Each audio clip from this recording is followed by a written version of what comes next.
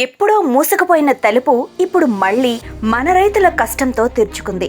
భారత రొయ్యలు మళ్లీ సముద్రాలను దాటి గ్లోబల్ మార్కెట్లను చేరుతున్నాయి. ఇది ఆంధ్రప్రదేశ్ ఆక్వా రంగం తిరిగి నిలదొక్కున్న కథ. వేలాది రైతు కుటుంబాల కన్నీళ్లను తుడిచి వారి ముఖాల్లో ఆనందాన్ని నింపిన చారిత్రాత్మక విజయం.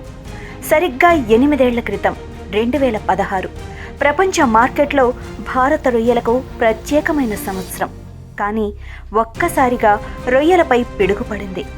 ఇండియా నుండి దిగుమతవుతున్న రొయ్యల్లో తెల్లమచ్చ వైరస్ ఉందని ఆస్ట్రేలియా ప్రభుత్వం వెంటనే బయోసెక్యూరిటీ అలర్ట్ ప్రకటించి అన్ని భారత రొయ్యల దిగుమతులను నిలిపివేశారు.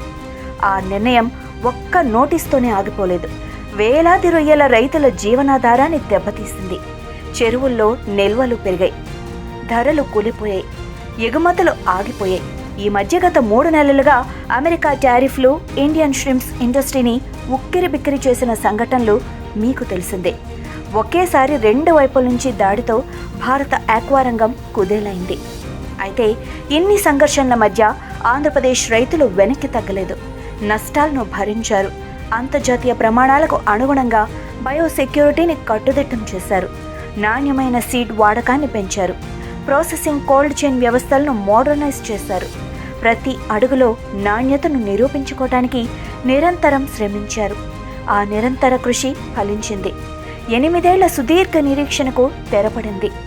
అక్టోబర్ 2025 భారత ఆక్వా చరిత్రలో ఒక సువర్ణ అధ్యాయం.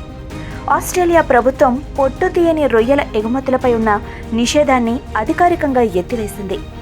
ఈ విషయాన్ని ఆస్ట్రేలియాలో పర్యటిస్తున్న ఆంధ్రప్రదేశ్ మంత్రి నారా లోకేష్ తన సోషల్ మీడియా అకౌంట్ ద్వారా ప్రకటించారు.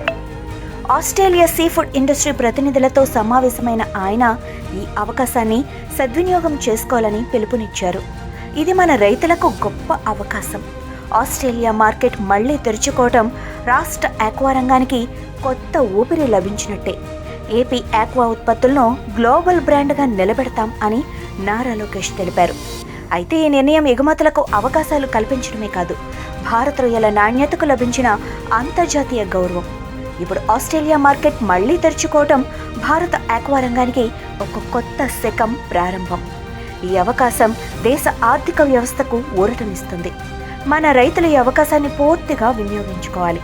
ఈసారి మనం కేవలం రొయ్యల్ని కాదు, మన నమ్మకాన్ని, నాణ్యతను కూడా ప్రపంచానికి ఎగుమతి చేయాలి.